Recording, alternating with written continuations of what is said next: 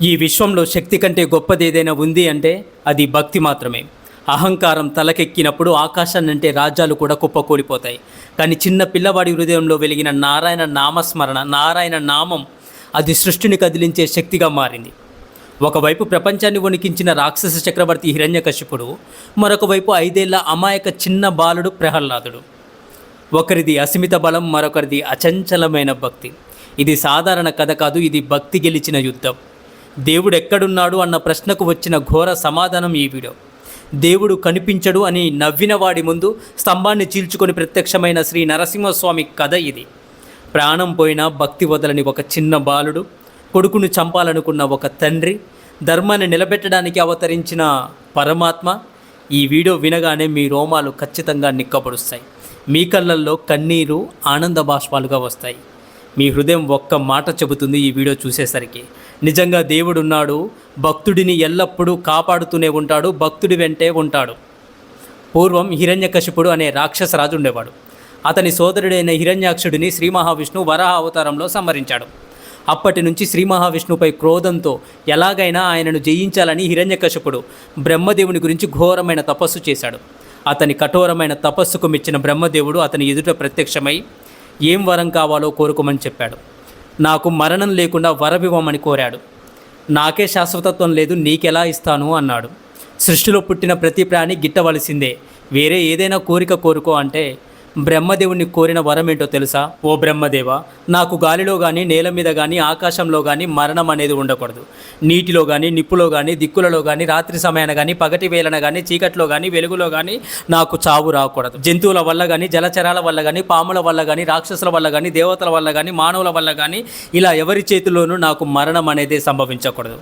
సమస్త అస్త్ర శస్త్రాల వల్ల నాకు చావు అనేది లేకుండా వరాన్ని ప్రసాదించు బ్రహ్మదేవ అని వేడుకున్నాడు హిరణ్యకశిపుడు. బ్రహ్మదేవుడు తదాస్తు అని వరం ఇచ్చాడు. హిరణ్యకశిపుడి ఆగడాలు ఎక్కువైపోయాయి. వరగర్వంతో హిరణ్యకశిపుడు లోకకంటకుడిగా మారాడు. దేవతలపై దండెత్తి అమరావతిని హస్తగతం చేస్తున్నాడు. అతని ఆగడాలు భరించలేక దేవతలంతా బ్రహ్మదేవుని వద్దకు వెళ్ళి, ఓ సృష్టికర్త, నీవిచ్చిన వరాల గర్వంతో అతను మమ్మలను హింసిస్తున్నాడు. ఈ హిరణ్యకశిపుడిని చంపే అంతం చేసే మార్గమేది అని మొరపెట్టుకున్నాడు. తపస్సు చేసిన వాడికి వరం ఇవ్వడము దేవతల కర్తవ్యం. నా కర్తవ్యాన్ని నేను చేశాను అన్నాడు బ్రహ్మదేవుడు. అనంతరం వారంతా వైకుంఠవాసుడైనటువంటి శ్రీ మహావిష్ణువుని ఆశ్రయించారు. ఆర్తజన బాంధవుడైన ఆ విష్ణుమూర్తి వారికి అభయమిస్తూ ఇలా అన్నాడు: ప్రతి సమస్యకు ఒక పరిష్కారం ఉంటుంది. పాపం పండే వరకు వేచి చూడక తప్పదు. ఎవరైతే సాధుజనులతో, దేవతలతో, వేదాలతో, గోవులతో, బ్రాహ్మణులతో, ధర్మంతో శత్రుత్వం వహిస్తారో వారి పతనం నిశ్చయమవుతుంది. హిరణ్యకశిపుడు పరమశాంతుడు. భక్తుడైన తన కన్న కొడుకు ప్రహ్లాదుడికి ఎప్పుడు కీడు తలపెడతాడో అప్పుడే వాడి అంతం మొదలవుతుంది. లోక రక్షణ కోసము, శిష్ట రక్షణ కోసము, దుష్ట శిక్షణ కోసం నేను తప్పక హిరణ్యకశిపుని సంహరిస్తాను. అప్పటి వరకు వేచి ఉండండి అని దేవతలను ఊరడించి పంపించేశాడు శ్రీ మహావిష్ణువు. హిరణ్యకశిపుడికి 4 కుమారులు ఉన్నారు. ఆ 4గురిలో చక్కటి వివేకము కలిగిన వాడు, సకల ప్రాణులను తనతో సమానంగా చూసేవాడు, సజ్జనులు కనిపిస్తే సేవకుడిలా దగ్గరకు వెళ్ళి మొక్కేవాడు, పరస్త్రీలను తల్లులుగా భావించేవాడు, దిక్కులేని వారికి సొంత బిడ్డల్లా కాపాడేవాడు, మిత్రులతో అన్నదమ్ముల్లా మెలిగేవాడు, గురువులను దైవంగా భావించేవాడు, ఆటల్లో కూడా అబద్ధాలు ఆడనివాడు, చక్కటి మర్యాద కలిగిన వాడు అయిన ప్రహ్లాదుడు అనే కుమారుడు ఉన్నాడు. ఆ ప్రహ్లాదుడు విష్ణుమూర్తిని ఎప్పటికీ వదిలిపెట్టలేదు. అలాగే సకల సుగుణాలన్నీ అతనిలో స్థిరంగా కొలువై ఉంటాయి.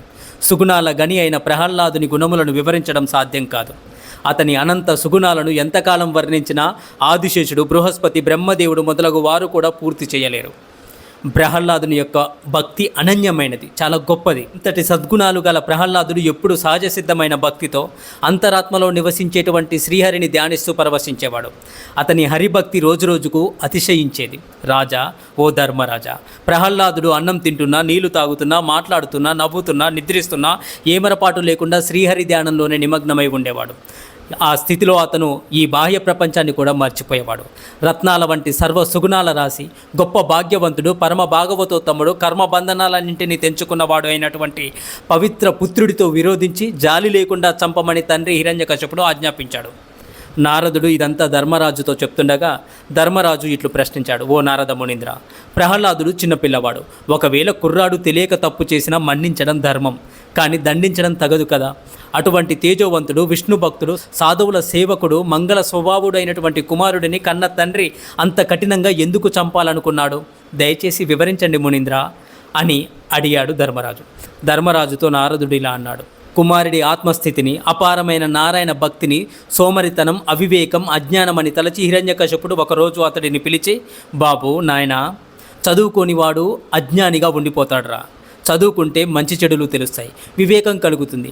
మనిషి అన్నవాడు తప్పకుండా చదువుకోవాలి బిడ్డ. కనుక నిన్ను మంచి గురువుల దగ్గర చదివిస్తాను, చక్కగా చదువుకో నాయనా అని పలికాడు హిరణ్యకశపుడు. రాక్షస లోకపు పురోహితుడైనటువంటి శుక్రాచార్యుడి కుమారుడు చండామార్కులను పిలిపించాడు హిరణ్యకశపుడు. వారు ప్రచండంగా వాదించగల నేర్పు కలిగిన వారు. వారిని సత్కరించి ఇలా అన్నారు, అయ్యా, వీడు నా పుత్రుడు ప్రహ్లాదుడు. వీడికి నా గొడవే పట్టదు. ఎప్పుడు ఏదో వేదాంతాన్ని వల్లిస్తుంటాడు. యుద్ధంపై ఆసక్తి లేదు, పరాక్రమం అసలే లేదు, బొత్తిగా వెర్రివాడిలా ఉన్నాడు. మీరు మా ఆప్త బంధువులు, మీరే వీడికి శాస్త్రజ్ఞానం నేర్పించి వీడిని ప్రయోజకుణ్ణి చేయండి అని పలికి కుమారుణ్ణి గురుకులానికి పంపించాడు హిరణ్యకశిపుడు. ప్రహ్లాదుడు గురువులు చెప్పిన విషయాలన్నీ చాలా శ్రద్ధగా విని ఇవన్నీ అనిత్యాలని, ఒక్క నారాయణుడే సర్వవ్యాపి అని గ్రహించాడు. అయినా గురువులకు ఎదురు చెప్పకుండా, వాదన చేయకుండా వారు చెప్పింది శ్రద్ధగా చదివేవాడు. అలా కొంతకాలం గడిచింది. పుత్రుడు గురుకులానికి వెళ్ళి ఏం నేర్చుకున్నాడో చూడాలని హిరణ్యకశపుడు కబురు పంపాడు. గురువులు ప్రహ్లాదుని తీసుకొని వచ్చారు.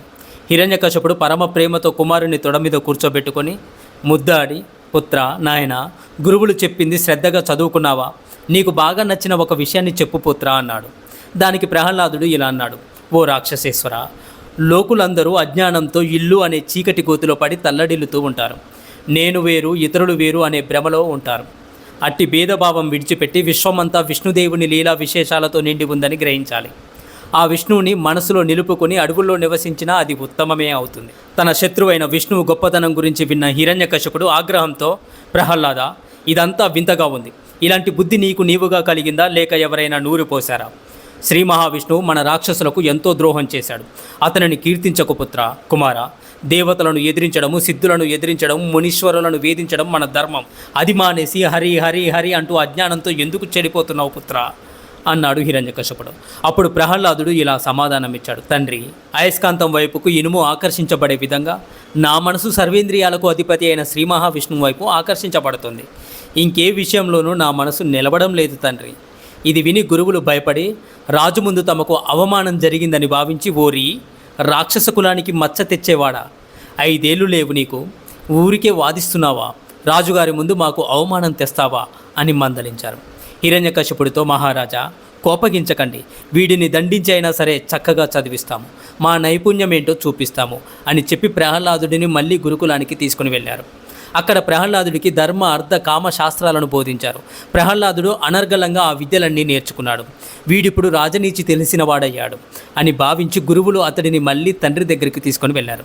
వెళ్లే ముందు, నాయన, అక్కడ పొరపాటున కూడా ఆ విష్ణువు యొక్క పేరు ఎత్తకు. నాయన ప్రహ్లాద, దయ ఉంచి మీ తండ్రి గారి వద్ద వైరిపక్షం శ్రీ మహావిష్ణువు యొక్క కీర్తనలు చేయకు. ఇంతకాలం మేము ఏవైతే అభ్యసింపజేశామో అవే చెప్పు. మన విరోధి అయిన విష్ణుమూర్తి మాట మాత్రం ఎత్తకు, మర్చిపోకు నాయన అని బుజ్జగించి ప్రహ్లాదుడిని హిరణ్యకశప మహారాజు ఆస్థానానికి తీసుకుని వచ్చారు. చీకటిగా ఉండే తల్లి గర్భంలోనే అనంత విజ్ఞానమైన విష్ణు భక్తిని పొంది ఈ విశ్వమంతా అజ్ఞానమనే చీకట్లో ఉందని గ్రహించిన ప్రహ్లాదుడిని తండ్రికి అప్పగిస్తూ, మహారాజా, గొప్పవైన త్రిత్రయాలు, శాస్త్రాలు ఎన్నో నేర్పించాము. శత్రుపక్షం వైపు మనసు మళ్ళకుండా గొప్ప నీతి కోవిదును చేశాము. మీ కుమారుడి విద్యను పరీక్షించండి ఇప్పుడు అన్నారు చండామార్కులు. ఆనందంతో, ప్రేమతో కుమారుణ్ణి చూసి తనకు వినయంతో నమస్కరిస్తున్న కొడుకుని ఒళ్ళో కూర్చోబెట్టుకొని హిరణ్యకశపుడు మెల్లగా తీయగా ఇలా అన్నాడు, నాయన, నీవు చదువులకు వెళ్ళి చాలా కాలమైంది కదా, రాపుత్ర, మీ గురువులు నీకు కొత్త విషయాలు ఏం చెప్పారు? నీవు చదువుకున్న విద్యల సారమేమిటో, నీకు బాగా నచ్చిన ఒక పద్యం ఏంటో చెప్పు నాయన, వింటాను. నీ ప్రతిభ చూపించు పుత్ర. అప్పుడు ప్రహ్లాదుడు తండ్రితో ఇలా అన్నాడు, నాన్నగారు, నన్ను గురువులు చాలా చక్కగా చదివించారు. ధర్మశాస్త్రము, అర్థశాస్త్రం మున్నగు ముఖ్య శాస్త్రాలన్నీ నేర్పించారు. నేను ఆ విద్యలలోని సారమును, రహస్యమును సంపూర్ణంగా గ్రహించాను. ఇవన్నీ చదివాక నాకు అర్థమైంది ఏమిటంటే, ఓ రాక్షసరాజా, భక్తి మార్గాలు 9. అవి శ్రవణము, కీర్తనము, స్మరణము, పాదసేవనము, అర్చనము, వందనము, దాస్యము, సఖ్యము, ఆత్మ నివేదనము. ఈ 9 భక్తులను మనోవాక్కాయ కర్మల చేత త్రికరణ శుద్ధిగా సర్వంతర్యామి అయిన శ్రీహరిని నమ్మి అర్పించటమే మానవులకు ఉత్తమమని నాకు అనిపిస్తుంది తండ్రి. ఇది కాక మరొక సత్యము నాకు కనబడడం లేదు తండ్రి. విష్ణు భక్తి లేని వారి జీవితాలు నిస్సారమైనవి, వ్యర్థమైనవి తండ్రి. విష్ణు భక్తి మాత్రమే సకల విద్యలకు సృష్టికి మూలమని ప్రహ్లాదుడు అదురుబెదురు లేకుండా చెబుతున్న పలుకులు వింటున్నటువంటి తండ్రి హిరణ్యకశిపుడికి ములుకుల్లా నాటుకున్నాయి. అతను కోపంతో ఉలిక్కిపడ్డాడు. కణతలు అదిరాయి. పళ్ళల్లో పెదవులు కొరుకుతూ గురువుతో శత్రుపక్షం విషయాలు నేర్పిస్తున్నావన్నమాట అని తీవ్రంగా హూంకరించాడు. తీవ్రమైన కోపంతో ఊగిపోతున్న హిరణ్యకశిపుడితో ప్రహ్లాదుని గురువు ఇలా అన్నాడు: ప్రభు, ఇందులో మా తప్పేమీ లేదు ప్రభు. మేమొకటి చెబితే ఇతడు ఇంకొకటి చెబుతున్నాడు. ఇది వాడికి జన్మతో వచ్చిన బుద్ధి కానీ మేము నేర్పించింది కాదు ప్రభు. భృగు వంశంలో పుట్టిన మేము నీకు మేలు కోరే వాళ్ళమే తప్ప నీ కుమారుడికి ఇలా బోధించడానికి శత్రువులము కాము. అప్పుడు హిరణ్యకశిపుడు శాంతించి కొడుకుతో, నీకు ఎవరు చెప్పారు పుత్ర ఇవన్నీ అని అడిగాడు. దానికి ప్రహ్లాదుడు స్పందిస్తూ, తండ్రి, విష్ణువు మీద భక్తి ఒకరు చెబితే వస్తుందా? దానికి జన్మజన్మల పుణ్యఫలం ఉండాలి. అజ్ఞానం అనేది కారు చీకటి. ఆ మాయలో చిక్కుకున్న సంపారులు కోరికల వలలో పడి చస్తూ పుడుతూ ఈ సంసార చక్రంలో తిరుగుతూనే ఉంటారు తండ్రి. అలాంటి వారికి విష్ణు భక్తి అంత సులువుగా లభించదు తండ్రి. ఒకరు బోధించినా, ఆశ చూపినా, దానాలు చేసినా, అడవులకు వెళ్ళినా హరిభక్తి లభించదు తండ్రి. ఎన్నో జన్మల పుణ్యఫలం ఉంటేనే ఆ శ్రీహరిపై మనసు నిలుస్తుంది అని వివరించాడు ప్రహ్లాదుడు. ఆ మాటలు విన్న హిరణ్యకశిపుడు తీవ్రమైన కోపంతో కుమారుని పక్కకు తోసేసి మంత్రులతో ఇలా అన్నాడు: విష్ణువు వరాహ రూపంలో వచ్చి తన పినతండ్రిని హిరణ్యాక్షుడిని చంపేశాడన్న బాధ లేకుండా, సిగ్గు లేకుండా వీడు మన వంశ విరోధినికి భజన చేస్తున్నాడు. పైగా నాతోనే విరోధానికి సిద్ధపడుతున్నాడు. కన్న తండ్రికే ద్రోహం తలపెట్టే ఇటువంటి కొడుకు చంపదగినవాడు. ఇతడిని తక్షణం యమపురికి పంపించండి. నా కుమారుడని జాలి చూపకుండా వధించండి అని ఆజ్ఞాపించాడు తండ్రి. భటులు ప్రహ్లాదుడిని నానా హింసలకు గురి చేశారు. ఆయుధాలతో బాధిస్తూ కొడుతూ హింసించారు. కానీ ప్రహ్లాదుడు కన్నీళ్లు పెట్టలేదు, భయపడలేదు. ఓ శేషశయన, ఓ రాక్షసాంతక, ఓ లోకనాయక, ఓ దీన రక్షక అని భగవంతుణ్ణి ప్రార్థిస్తూ తన్మయత్వంలో మునిగిపోయాడు. పాపాత్ముడికి చేసే సన్మానం ఎలా వ్యర్థమో ప్రహ్లాదుడికి వారు పెడుతున్న బాధలు కూడా అలాగే విఫలమయ్యాయి. సముద్రంలో ముంచిన, గదలతో బాధించిన, కొండలపై నుంచి తోసేసిన, ఏనుగులతో తొక్కించిన, పాములతో కరిపించిన, నిప్పుల్లో పడేసిన ప్రహ్లాదుడు చనిపోలేదు. ఇది చూసి హిరణ్యకశిపుడు ఆశ్చర్యపోయాడు. వీడి శక్తి చూస్తుంటే ఏదో దివ్య ప్రభావంలా ఉంది. ఎన్ని హింసలు పెట్టినా తండ్రి అని పిలవడం లేదు, విష్ణునామాన్ని వదిలిపెట్టట్లేదు అని దిగులు పడసాగాడు తండ్రి. చివరకు చండామార్కులు అతడిని ఓదార్చుతూ, మహారాజా, వయసు పెరిగే కొద్దీ జ్ఞానం వస్తుంది. అప్పుడు మనం ఇంద్రుడిపై విరోధం పెరిగేలా బోధించవచ్చు అని చెప్పి ప్రహ్లాదుడిని మళ్ళీ గురుకులానికి తీసుకొని వెళ్ళిపోయారు. ఎన్ని ప్రయత్నములు చేసినా, చంపాలని చూసినా కూడా మరణ భయం లేకుండా నారాయణ నామస్మరణలోనే ఉన్న ప్రహ్లాదుని మళ్ళీ గురుకులానికి తీసుకొని వచ్చి ఒక గృహస్థుకు చెప్పే ధర్మాలు కూడా బోధించి తద్వారా అయినా అతని మనసు విష్ణువు నుండి మార్చాలని ప్రయత్నం చేశారు. కానీ ప్రహ్లాదుడికి తామరాకు మీద నీటి బొట్టుల ఇవేవీ కూడా అంటలేదు. అంతేకాకుండా గురువులు నిత్యం గృహకృత్యాలకు జప, హోమ, తపస్సులు చేయుటకు వెళ్ళిన సమయాన్ని చూసి తన తోటి బాలురలతో ఇలా చెప్పేవాడు ప్రహ్లాదుడు: ఓ స్నేహితులారా, మన గురువులు మనకెప్పుడూ ఒక మంచి చదువు కూడా చెప్పడం లేదు కదా. ఎప్పుడు చూసినా చెవులు చిల్లులు పడేలా సంసార భోగ విషయములైనటువంటి కర్మబంధాల గురించి మాత్రమే చెబుతున్నారు. మీ మనసుకు నచ్చే మంచి చదువు నేను చెబుతాను, రండి, వినండి అంటూ పరమాద్భుతమైనటువంటి జ్ఞాన మార్గాన్ని బోధించాడు ప్రహ్లాదుడు. విష్ణు భక్తి విలువ మోక్షం లభిస్తుంది. సకల ప్రాణకోటికి శ్రీహరే ఆత్మీయుడు. పరమాత్మ, పరమేశ్వరుడు ఆయనే. ముక్తి కోరుకునే వారికి ఆ శ్రీమన్నారాయణ పాదపద్మాలను సేవించడం మాత్రమే చేయదగిన పని అని. కోరికల వలన ఎంత దుర్గతి కలుగుతుందో నిత్యం చుట్టూ ఉన్న వారిని చూస్తుంటే మనకు అర్థమవుతుంది కదా స్నేహితులారా. కాబట్టి కోరికలలో కూరుకుపోయి జ్ఞానులకు నచ్చని వారైనటువంటి ఈ రాక్షస గురువులు మన క్షేమం కోరేవారు కాదు. వారితో స్నేహం మనకు వద్దు. ఈ చిన్న వయసులోనే మోక్ష మార్గాన్ని కోరుకుందాం. ముక్తి మార్గంలో పయనించే మంచి వారితో స్నేహం చేద్దాము. ఆది దేవుడైన విష్ణుమూర్తిని మనమందరం ఆశ్రయిద్దాం. హరిభక్తుల పాదధూళితో పరమ పవిత్రులైన మహాత్ములు, ఏకాగ్రచిత్తులు, నిరాడంబరులు, పరమతత్వం తెలిసిన వాళ్ళు తప్పించి ఈ విషయాన్ని ఇతరులు ఎవరూ అర్థం చేసుకోలేరు. అది నేను నారదముని ద్వారా తెలుసుకున్నాను అని ప్రహ్లాదుడు చెప్పాడు. అప్పుడు వారు: ఓ ప్రహ్లాద, నీవు రాక్షసరాజుకు పుట్టావు. చిన్ననాటి నుండి మాతోటే ఉన్నావు. మన గురువులను తప్ప ఏనాడు వేరొక గురువును కలవడమూ లేదు. నారదముని మీకు ఇంత గొప్ప జ్ఞానం ఎప్పుడు చెప్పారు? ఇది ఎలా సాధ్యమైంది అని వారు అడుగుతుండగా ప్రహ్లాదుడు ఇలా చెప్పాడు: పూర్వం ఒకనాడు మా తండ్రి గారు మందర పర్వతం మీద తపస్సు చేయుటకు వెళ్ళి చాలా కాలమైనా కూడా రాలేదు. దాంతో దేవతలంతా ఈ రాక్షసరాజు అక్కడే మరణించాడని భావించి యుద్ధాన్ని ప్రకటించారు.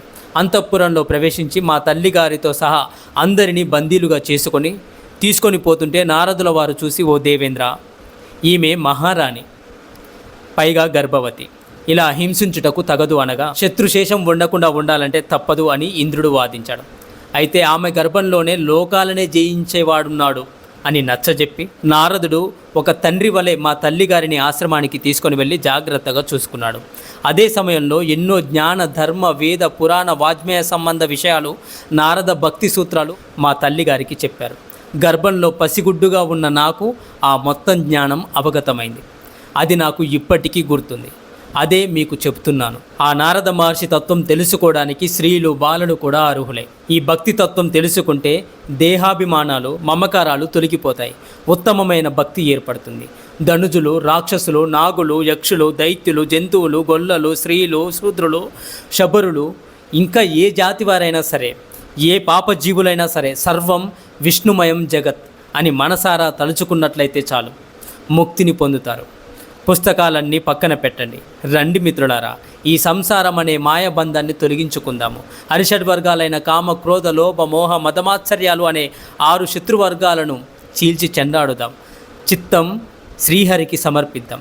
కైవల్య పదాన్ని అందుకుందాం. మనకు తప్పక శుభం కలుగుతుంది మిత్రులారా అని ఇలా రహస్యంగా ప్రహ్లాదుడు అనేక విధాలుగా, అనేక అనుకూలమైన సమయాలలో రాక్షస కుమారులకు మోక్ష మార్గాన్ని బోధించాడు. అప్పుడు వాళ్ళందరూ గురువుల దగ్గర చదువుకునే తమ చదువులను ఆపేశారు. తమ హృదయాలను శ్రీమన్నారాయణుడి వైపు మళ్లించారు. భక్తి మార్గం పట్టారు. ఇది వాళ్ళ గురువులు గమనించారు. శిష్యుల భావాలు తెలుసుకొని భయపడ్డారు గురువులు.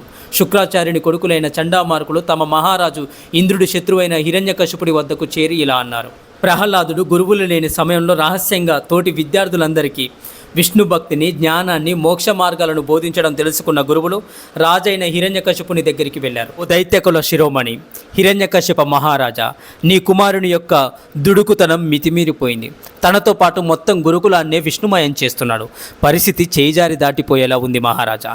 ఇక వాడిని చక్కదిద్దడానికి నీ సామర్థ్యాన్ని వాడాల్సిందే. స్వచ్ఛమైన రాక్షస వంశంలో ఒక వికృతమైన వాడు పుట్టాడు. ఎంత చెప్పినా విష్ణు మీద మమకారం వదలడం లేదు. ఎంత చక్కని కొడుకును కన్నావయ్యా హిరణ్యకశిప మహారాజా అని గురువులు ఎత్తి పొడవడంతో హిరణ్యకశిపుడు కోపంతో రగిలిపోయాడు.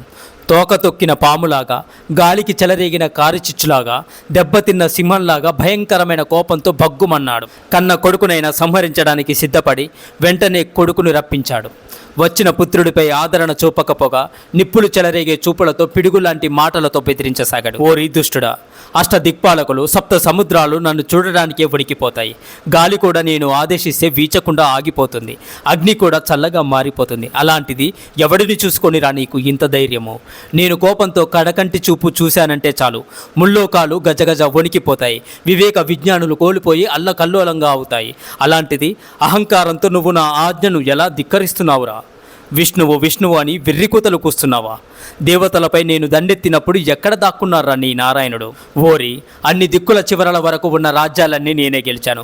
దేవేంద్రాది దిక్పాలకులు అందరూ దిక్కులేక ఇప్పుడు నన్నే దిక్కుగా తలచి మొక్కుతున్నారు. ఇక నన్ను కాదని నిన్ను రక్షగా వచ్చేవాడు, నీకు రక్షగా వచ్చేవాడు ఎవడు లేడని తెలుసుకోపుత్రా. బాలక, ప్రహ్లాద, లోకాలన్నింటిలో నేనే అందరికన్నా బలశాలిని. సేనా సహాయం ఏమీ లేకుండానే ఒంటరిగా వెళ్ళి ఎందరిలో వీరులను గెలిచిన సూర్యుడిని. అలాంటిది నాకు సాటి రాగల వీరుడు ఎవరని, ఎవరి అండ చూసుకొని నాకు ఎదురు తిరుగుతున్నావురా పుత్ర? అలా కోపంతో పలికిన తండ్రికి ప్రహ్లాదుడు ప్రశాంతంగా సమాధానమిచ్చాడు. హిరణ్యకశప రాక్షసరాజా, బలవంతులకు, బలహీనులకు, నీకు, నాకు, బ్రహ్మ మొదలైన వారందరికీ, సృష్టిలోని సర్వ ప్రాణులకు ఎవరైతే శరణు ఇస్తారో ఆ పరాత్పరుడే నాకు అండగా ఉన్నాడు. ఎవరి నుండి ఈ దిక్కులు పుట్టాయో, ఎవరి అండతో ఇవి నిలిచి ఉన్నాయో, చివరికి మళ్ళీ ఎవరిలో లీనమవుతాయో, దిక్కు ఉన్నవారికి, దిక్కు లేని వారికి ఎవరైతే దిక్కో ఆ స్వామే నాకు దిక్కు. స్వామి నారాయణుడు. ఎవరు నీకు, నాకు, సృష్టికి మూలమో వారే నాకు దిక్కు. ఆ శ్రీహరే నాకు దిక్కు. ఆయన అవ్యయుడు. అన్ని రూపాలలోనూ ఆయనే ఉంటాడు. తండ్రి, మనసుకు సమదృష్టిని అలవర్చుకో. ధర్మ మార్గం తప్పిన మనస్సు కంటే పరమ శత్రువు మరొకరు లేరు తండ్రి. మనసును విరోధిగా చేసుకోకుండా వశం చేసుకో. అంతేగాని నువ్వే చిత్తానికి చిత్తం చిత్తం అంటూ దాస్యం చేయకూడదు. మదోన్మత్తమైన ఈ రాక్షస భావాన్ని విడిచిపెట్టు తండ్రి. ఓ రాజా, లోకములన్నీ గెలిచానని విర్రవీగుతున్నావు, కానీ కామ, క్రోధ, లోభ, మోహ, మదమాశ్చర్యాలనే 6 శత్రువులు నిన్ను ఎప్పుడో బందీని చేశాయి. వాటినే అరిషడ్వర్గాలు అంటారు తండ్రి. ముందు వాటిని గెలువు తండ్రి. అప్పుడు ఈ లోకంలోనే కాదు, ఏ లోకంలోనూ నీకు విరోధి అనేవాడు ఉండడు. నా విన్నపాన్ని మన్నించు తండ్రి. మంచి మనసుతో మరొకసారి ఆలోచించు తండ్రి. కర్మబంధాలను త్రెంచివేయి. భేదభావం లేకుండా చక్కని సమదృష్టిని అలవర్చుకో. నిరంతరం మనసంతా హరినామస్మరణతో లగ్నం చెయ్యి అని చెప్పాడు. కుమారుని మాటలు విన్న హిరణ్యకశిపుడు మరింతగా హూంకరించాడు. ఓరి దుర్బుద్ధి, నాకే ఎదురు సమాధానం చెబుతున్నావా? ఈ జగత్తంతటికి అధిపతిని నేనేరా. నేను తప్ప ఈ జీవజాలం సమస్తానికి నాకంటే శక్తివంతమైన రాజు మరొకడు లేనేలేడు ఈ లోకంలో. నేనే జగన్నాథుడిని. నా సోదరుడైన హిరణ్యాక్షుడిని చంపినప్పుడు ఆ హరి కోసం విశ్వమంతా గాలించానురా. కానీ ఆ విష్ణువు ఎక్కడా లేడు. మరి పిరికివాడు ఇంకెక్కడుంటాడురా? విష్ణువుకు ఏదో సేవకుడిలా తెగ పొగుడుతున్నావే నీవు. అసలు ఎక్కడ ఉంటాడు నీ శ్రీహరి? ఏ విధంగా ఉంటాడు? ఏ రీతిగా తిరుగుతుంటాడు? ఎలా వస్తాడు? చెప్పు, లేకపోతే నిన్ను నీ శ్రీహరిని సంహరిస్తాను. ముందు నాకు సమాధానం చెప్పు పుత్ర అన్నాడు హిరణ్యకశిపుడు. తండ్రి అంతగా గద్దిస్తున్న పరమ హరిభక్తుడైనటువంటి ప్రహ్లాదుడు ఏమాత్రము జంకలేదు. పైగా అమితమైన ఆనందంతో నిలువెల్లా పులకరించిపోయాడు. ఆవగింజంత ఆగ్రహం కూడా లేకుండా హృదయం నిండా హృషికేశుడిని తలుచుకుంటూ నమస్కరించాడు మనస్ఫూర్తిగా. ఆనందంలో ఉన్న బాలురకు సహజమైనట్లుగానే అత్యంత విశ్వాసంతో నృత్యం చేస్తూ ఇలా పలికాడు ప్రహ్లాదుడు. ఓ హిరణ్యకశప మహారాజా, శ్రీ మహావిష్ణువు ఇక్కడ ఉంటాడు, అక్కడ ఉండడు అని చెప్పడానికి వీలు లేదు తండ్రి. ఆయన సర్వోపగతుడు, అంటే సర్వకాల సర్వావస్థల యందు ఉండేవాడు. ఈ విషయంలో ఏమాత్రమూ సందేహము లేదు. అందుచేత ఎక్కడైనా సరే వెతికి చూడాలి, కానీ ఆయన అక్కడే ఉంటాడయ్యా. ప్రహ్లాదుడు అలా అంటుంటే హిరణ్యకశిపుడు ఎక్కడా లేడు అని భీకరంగా అరుస్తూ, ఓరి డింబక, విష్ణు సర్వవ్యాపి అని, అన్నిటా ఉంటాడని ఇంత గట్టిగా చెబుతున్నావు కదా, అయితే మరి ఈ స్తంభంలో చూపించగలవా ఆ చక్రం గిక్రం పట్టుకొని తిరిగేవాడిని అని గర్జించాడు హిరణ్యకశిపుడు. అప్పుడు భక్త వత్సలుడైన ప్రహ్లాదుడు ఇట్లు పలికెను. విష్ణువు ఈ స్తంభంలో ఉంటాడా అని అడిగిన రాక్షసరాజుతో ప్రహ్లాదుడు, బ్రహ్మ దగ్గర నుండి గడ్డి పరక వరకు అణువణువున శ్రీ మహావిష్ణువు ఉంటాడు. అలాంటప్పుడు ఈ స్తంభంలో ఎందుకు ఉండడు తండ్రి? ఉండి తీరుతాడు. నీకు కావాలంటే ఇప్పుడే ప్రత్యక్షంగా కనబడతాడు కూడా అని చెప్పాడు ప్రహ్లాదుడు. అది విని తీవ్రమైన కోపంతో హూంకరిస్తూ, అయితే ఈ స్తంభంలో విష్ణువు ఉంటాడంటావా అని ఆవేశంతో హిరణ్యకశిపుడు ఆ స్తంభాన్ని బలంగా చరిచాడు. జీవకోటి చూడశక్యం కాకుండా భయంకరమైన కాంతులను వెదజల్లుతూ శ్రీ నరసింహస్వామి ఆవిర్భావానికి వేదిక అవుతున్న ఆ స్తంభాన్ని దిగ్గజాల దంతాలను విరగదీసేటువంటి తన బలమైన చేతులతో హిరణ్యకశిపుడు బలంగా కొట్టాడు స్తంభాన్ని. ఆ దెబ్బకు స్తంభం పెలపెలమనే శబ్దంతో 10 దిక్కులా చిన్న భిన్నమైంది.